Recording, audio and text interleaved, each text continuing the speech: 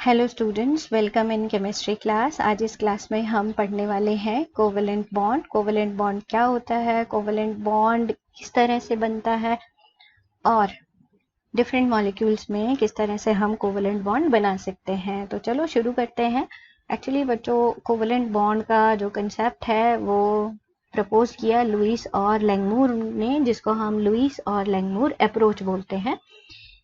इन्होंने क्या ऑब्जर्व किया कि मान लो कोई एटम है। अब इस एटम के पास, सपोज मैं इसका लुईस डॉट स्ट्रक्चर ड्रॉ कर देती हूँ। क्लोरीन मैंने लिया है और इसके वैलेंस शेल में 7 इलेक्ट्रॉन्स हैं। अब इस एटम को इलेक्ट्रॉन देने के लिए सपोज कोई दूसरा एटम अवेलेबल नहीं है, तो क्या ये कभी बॉन्ड ही नहीं बनाएगा? ऐसा नहीं है। लैंगमूर ने कहा कि जिन एटम्स के पास इलेक्ट्रॉन्स अवेलेबल नहीं है कंप्लीट ट्रांसफरेंस के लिए, तो वो क्या करते हैं, वो अपने इलेक्ट्रॉन्स जनरली शेयर कर लेते हैं। तो जैसे मान लो ये क्लोरीन है, ये क्या करेगा, दूसरे क्लोरीन के साथ अपने इलेक्ट्रॉन्स शेयर कर लेगा, ठीक है। और इस तरह से ये आपस में बॉन्ड बना लेंगे। मान लो इसके पास एक इलेक्ट्रॉन अवेलेबल है, इसके पास एक इलेक्ट्रॉन है, तो ये क्या करते हैं, इन इलेक्ट्रॉन्स को शेयर कर लेते हैं और इस तरह से शेयरिंग से ये अपना ऑक्टेट पूरा कर लेते हैं। There is mutual sharing of electrons. अब देखो आप, इस तरह से यहाँ पे क्लोरीन का भी ऑक्टेट कंप्लीट हो गया और इस वाली क्लोरीन का भी ऑक्टेट कंप्लीट हो गया, ठीक है ना। तो इस तरह से जो बॉन्ड बनता है दैट इज टर्म्ड एज, इस बॉन्ड को हम बोलते हैं क्या, कोवेलेंट बॉन्ड, ठीक है। और इसको रिप्रेजेंट कैसे करेंगे हम, क्योंकि एक इलेक्ट्रॉन इसने शेयर किया है तो Cl सिंगल बॉन्ड Cl ऐसे हम शो कर देते हैं। तो this type of bond is termed as covalent bond. तो कैसे डिफाइन करोगे आप कोवेलेंट बॉन्ड को? A bond which is formed by mutual sharing of electrons. Mutual मतलब बराबर। अगर Cl ने एक इलेक्ट्रॉन शेयर किया तो इस Cl ने भी एक इलेक्ट्रॉन शेयर किया है, ठीक है। टू कंप्लीट देयर ऑक्टेट और देयर डुप्लेट। ऑक्टेट पूरा करेंगे, या जैसे हमारे पास मान लो हाइड्रोजन है, ठीक है। हाइड्रोजन के पास इसके वैलेंस शेल में एक इलेक्ट्रॉन प्रेजेंट है, क्योंकि इसके पास एक ही शेल होता है और एक शेल में आपको पता है फर्स्ट शेल में केवल 2 ही इलेक्ट्रॉन आ सकते हैं। तो ये अपना डुप्लेट पूरा करता है। ये अपना जो कॉन्फ़िगरेशन है नियरेस्ट नोबल गैस हीलियम के इक्विवेलेंट बनाता है। कैसे, मान लो अब क्लोरीन है, क्लोरीन के पास 7 इलेक्ट्रॉन्स हैं। अब ये क्या करते हैं, एक एक इलेक्ट्रॉन शेयर कर लेते हैं। हाइड्रोजन अपना एक इलेक्ट्रॉन शेयर करेगा और क्लोरीन भी अपना एक इलेक्ट्रॉन शेयर करेगा, इस तरह से। तो म्यूचुअल शेयरिंग हुई, ठीक है। और जो है हाइड्रोजन ने अपना डुप्लेट पूरा कर लिया और इस क्लोरीन ने अपना ऑक्टेट पूरा कर लिया, ठीक है। तो इस तरह से H सिंगल बॉन्ड Cl, तो ये क्या बन गया यहाँ पे, कोवेलेंट बॉन्ड, ठीक है। अब जितने कोई जो है इलेक्ट्रॉन म्यूचुअली शेयर करता है that is termed as its covalency. तो कोवेलेंसी क्या हुई बच्चों, number of electrons shared by an atom mutually, ठीक है। जितने वो इलेक्ट्रॉन शेयर कर रहा है कोवेलेंट बॉन्ड फॉर्मेशन में, वो क्या हो जाती है उस एटम की कोवेलेंसी, राइट। अब ये कोवेलेंसी जो है कैसे बताओगे आप, क्लोरीन यहाँ पे एक एक, सिमिलरली हाइड्रोजन की कोवेलेंसी यहाँ पे एक, क्लोरीन की भी एक ही आ गई। अब ये जो कोवेलेंट बॉन्ड है ना बच्चों, ये लाइक एटम्स में भी बन सकता है और अनलाइक एटम्स में भी बन सकता है। आपने आयनिक बॉन्ड के बारे में पढ़ा कि आयनिक बॉन्ड हमेशा अनलाइक एटम्स के बीच में बनता है, मतलब वहां पे एक मेटल और दूसरा नॉन मेटल होगा, जबकि कोवेलेंट बॉन्ड में दोनों जो है क्या होंगे, अनलाइक एटम्स। लाइक एटम्स भी हो सकते हैं, जैसे हमने क्लोरीन क्लोरीन पढ़ा, या अनलाइक एटम जैसे हाइड्रोजन और क्लोरीन हमने पढ़ा, ठीक है ना। इसी तरह से मान लो मेरे पास ऑक्सीजन जो है वो O2 मॉलिक्यूल बनाता है, तो इसमें भी कोवेलेंट बॉन्ड बनता है, लेकिन हम शो कैसे करेंगे। सपोज मेरे पास एक ऑक्सीजन वैलेंस शेल में इसके कितने इलेक्ट्रॉन है, 6, दूसरा ऑक्सीजन। अब बच्चों डिस्टिंग्विश करने के लिए मैं क्या कर रही हूँ, इसको दूसरे कलर से दिखा दे रही हूँ। इसके पास भी कितने इलेक्ट्रॉन्स है, 6 इलेक्ट्रॉन्स है। अब ये क्या करेंगे, अपने इलेक्ट्रॉन्स शेयर कर लेंगे। इसको ऑक्टेट पूरा करने के लिए कितने इलेक्ट्रॉन चाहिए, 2, इसको भी 2 ही चाहिए। तो आपने क्या याद रखना है, जनरली जिस एटम को जितने इलेक्ट्रॉन अपना ऑक्टेट पूरा करने के लिए चाहिए होते हैं ना, वो उतने ही इलेक्ट्रॉन शेयर करता है। कैसे, आप देखो यहाँ पे ये जो ऑक्सीजन है, इसको ऑक्टेट पूरा करने के लिए 2 चाहिए ना, ये 2 इलेक्ट्रॉन अपने इस ऑक्सीजन के 2 इलेक्ट्रॉन्स के साथ शेयर कर लेगा। कैसे, आप देखो ये 2 इलेक्ट्रॉन इसके आगे, ठीक है। और अब म्यूचुअल शेयरिंग इनमें हुई है, तो जब जरूरत होगी ये अपने 8 इलेक्ट्रॉन्स पूरे बना लेगा, ठीक है।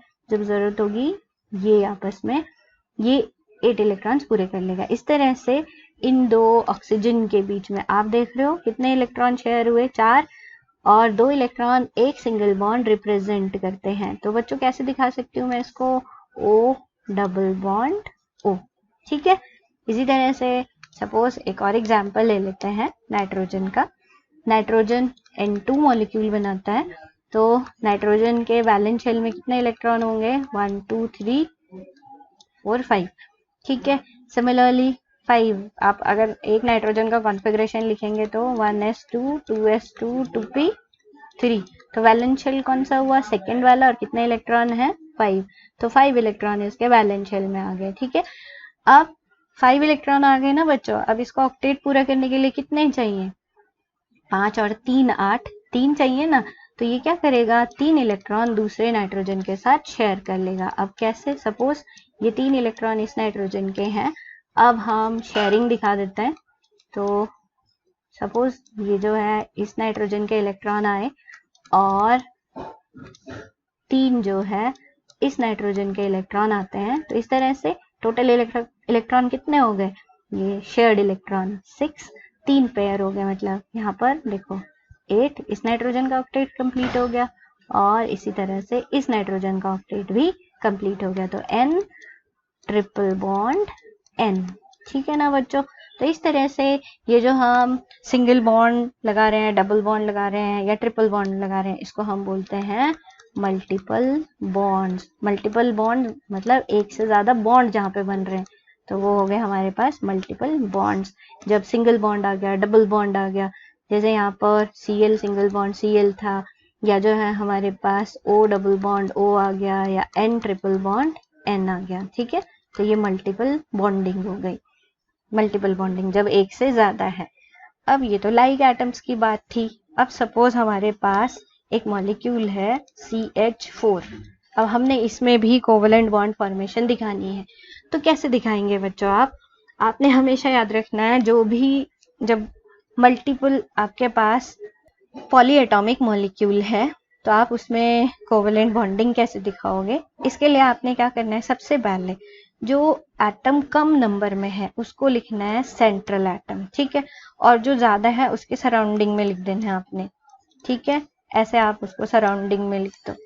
फिर हाइड्रोजन के पास उनके इलेक्ट्रॉन दिखा दो, हाइड्रोजन के पास कितने इलेक्ट्रॉन अवेलेबल हैं, हर एक के पास 1 इलेक्ट्रॉन, ठीक है। और हाइड्रोजन क्या करता है, अपना डुप्लेट पूरा करता है।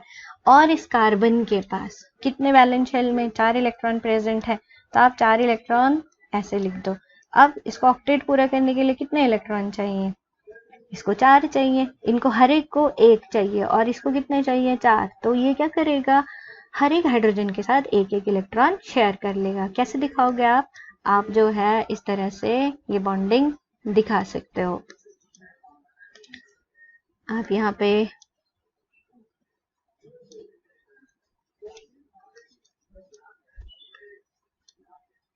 अब इनके जो है शेयर जो इलेक्ट्रॉन हुए, आप उनको इस तरह से दिखा सकते हो। ये जो येलो कलर से आ रहे हैं ना बच्चों, ये इलेक्ट्रॉन किसके हैं, कार्बन के। तो इस तरह से आपके पास, आप देखो हर एक हाइड्रोजन का इस तरह से डुप्लेट पूरा हो जाएगा। आप देख लो हर एक हाइड्रोजन का क्या पूरा हो गया, ये डुप्लेट, हर एक के पास 2 इलेक्ट्रॉन आ गए। और जो कार्बन है उसका क्या पूरा हो गया, ऑक्टेट। आप देख रहे हो इस तरह से 8 इलेक्ट्रॉन इसके पास आ गए। तो आप यहाँ पर कैसे बॉन्डिंग शो करोगे इसके बीच में, तो जो है इनमें बॉन्डिंग आप ऐसे दिखा दोगे ना, कार्बन फिर हाइड्रोजन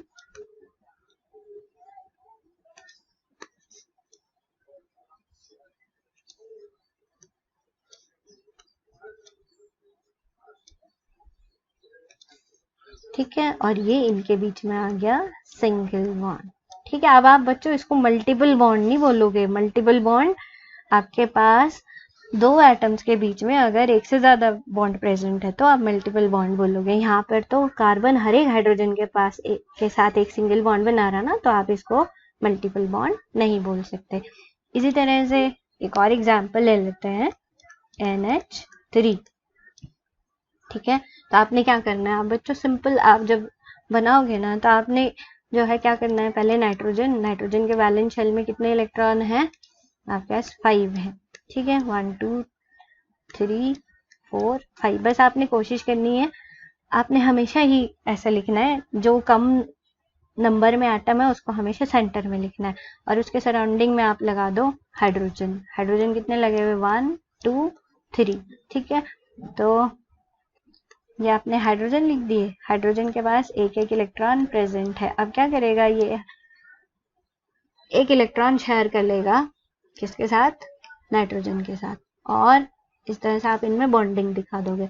आपने सीधे ऐसे दिखा देनी है, एक इलेक्ट्रॉन शेयर हुआ यहाँ पे, ये दूसरा शेयर हो गया और ये तीसरा शेयर हो गया।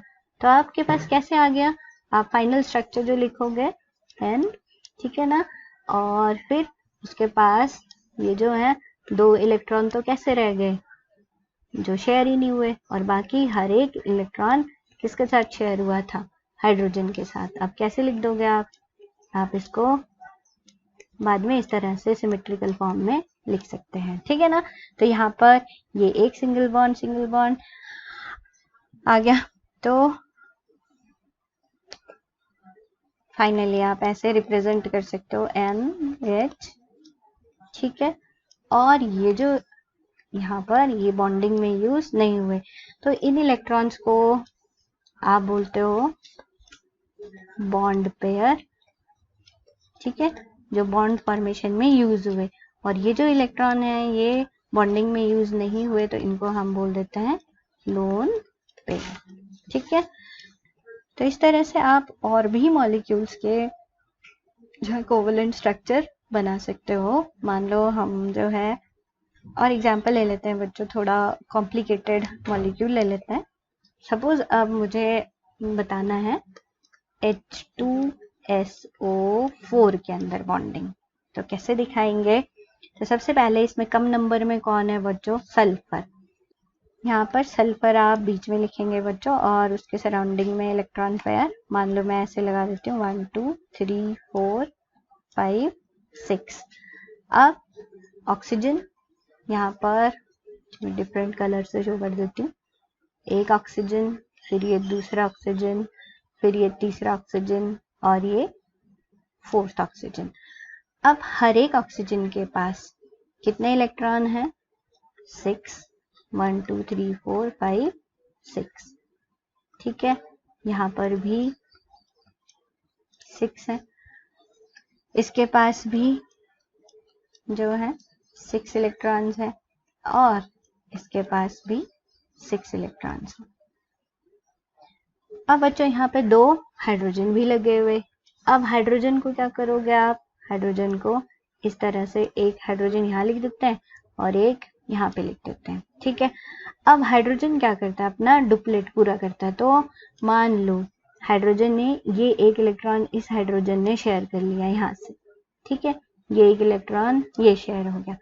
तो अब इस ऑक्सीजन के पास कितने इलेक्ट्रॉन रहे, इसके पास क्या करेगा बच्चों, ये इसके यहाँ पर जो है अब ऑक्टेट पूरा करने के लिए इसको कितने, एक इसने यहाँ शेयर कर लिया, एक ये इधर शेयर कर लेगा। ठीक है ना, तो ये यहाँ पे इसने एक यहाँ शेयर कर लिया।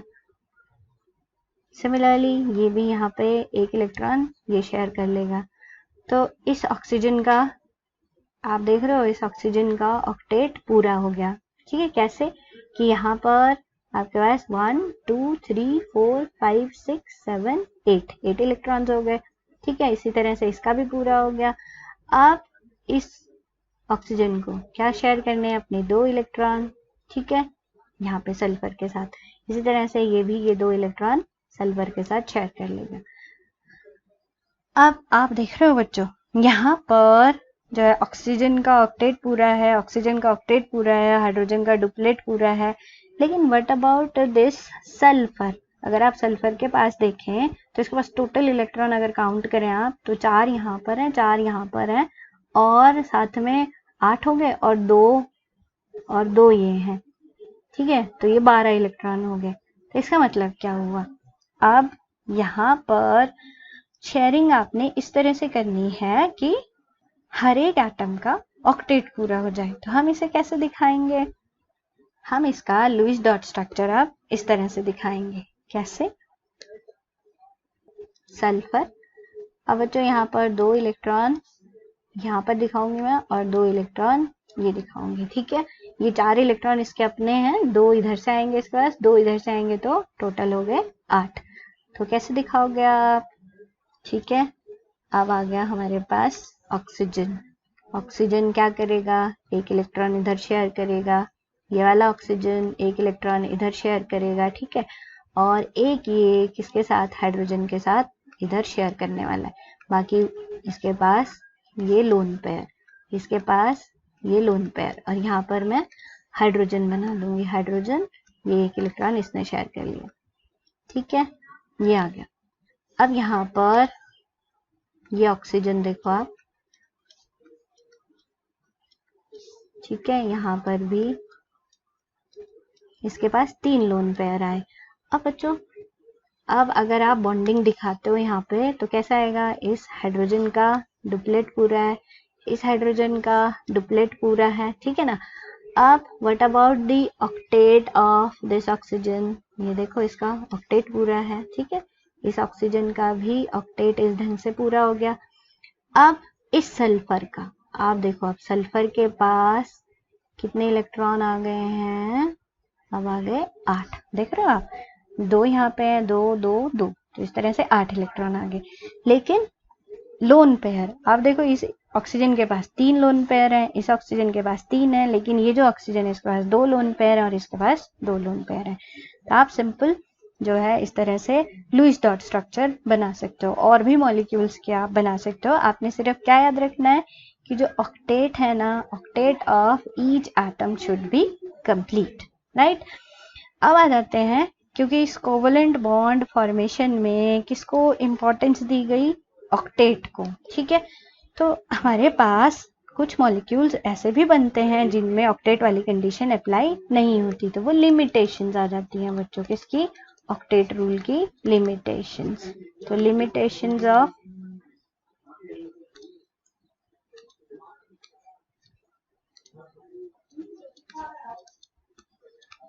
ऑक्टेट रूल, क्या क्या लिमिटेशंस आएंगी? तो सबसे पहली तो लिमिटेशन ये थी कि जैसे हाइड्रोजन वगैरह है, ठीक है, हाइड्रोजन सपोज H2 बन रहा है या HCl बन रहा है, इसमें क्या कंप्लीट हो रहा है? डुप्लेट, ठीक है। तो यहाँ पर 2 इलेक्ट्रॉन्स आ रहे हैं, मतलब हाइड्रोजन का डुप्लेट पूरा हो रहा है, यहाँ पे कोई ऑक्टेट पूरा नहीं हो रहा है हाइड्रोजन के कंपाउंड्स में। दूसरा आएगा, कुछ कंपाउंड्स ऐसे होते हैं जिनको हम इलेक्ट्रॉन डेफिशिएंट कंपाउंड्स बोलते हैं, ठीक है। इन कंपाउंड्स में आपके पास सेंट्रल एटम के पास 8 से कम इलेक्ट्रॉन्स आ जाते हैं, ठीक है। जैसे फॉर एग्जांपल BF3 है या AlCl3 है, आप इनका जो लुईस डॉट स्ट्रक्चर बनाओगे तो क्या होगा? इनके जो है बोरोन के, मान लो इसके पास वैलेंस शेल में 3 इलेक्ट्रॉन्स होते हैं, और अगर ये हर एक फ्लोरीन के साथ 1 इलेक्ट्रॉन शेयर करता है तो क्या होता है बच्चों? फ्लोरीन का तो ऑक्टेट पूरा हो जाता है, ठीक है। लेकिन जो ये बोरोन है, आप देखो इसके पास आफ्टर शेयरिंग 2 2 4 2 6 इलेक्ट्रॉन्स ही आए हैं, तो इसका ऑक्टेट पूरा नहीं है ना। तो इस तरह के जो कंपाउंड्स हैं वो एग्जिस्ट करते हैं, तो ये ऑक्टेट रूल की लिमिटेशन हो गई। फिर आते हैं हमारे पास कई हाइपरवैलेंट कंपाउंड्स। अब हाइपरवैलेंट कंपाउंड्स कौन से होंगे? जिनके वैलेंस शेल में 8 से ज्यादा इलेक्ट्रॉन्स होंगे, जनरली उनको हाइपरवैलेंट कंपाउंड्स बोल देते हैं हम। फॉर एग्जांपल मेरे पास SF6 आ जाता है, ठीक है। तो यहाँ पे सल्फर क्या करता है? अपने 6 इलेक्ट्रॉन शेयर कर लेता है, 1 ईच विद फ्लोरीन, मतलब फ्लोरीन का 1 इलेक्ट्रॉन आएगा और सल्फर का 1 इलेक्ट्रॉन, इस तरह से 6 फ्लोरीन इस सल्फर पे अटैच हो जाएंगे।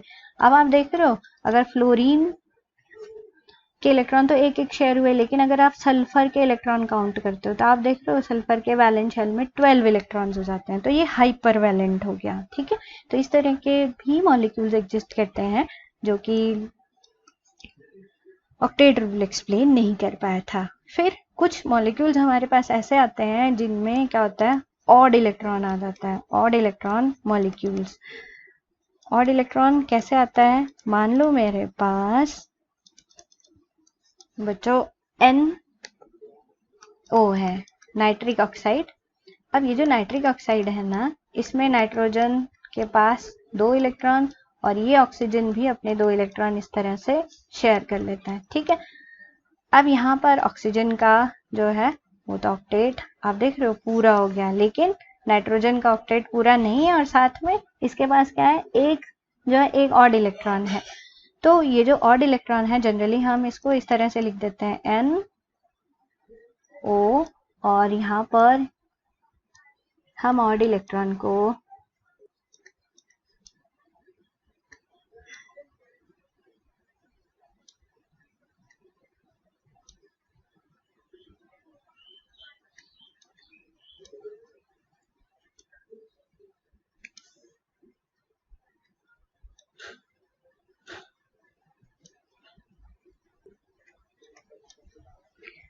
इस तरह से भी लिख सकते हैं हम NO मॉलिक्यूल को। आप देख रहे हो यहाँ पर ये जो ऑक्सीजन के इलेक्ट्रॉन्स आए हैं ना बच्चों, 2 ये हैं और 2 ये आगे इसके और 2 इलेक्ट्रॉन ये हैं। इसी तरह से नाइट्रोजन के 5 इलेक्ट्रॉन ये देख रहे हो आप, और बॉन्डिंग हम N ट्रिपल बॉन्ड N करके इसमें दिखा देते हैं।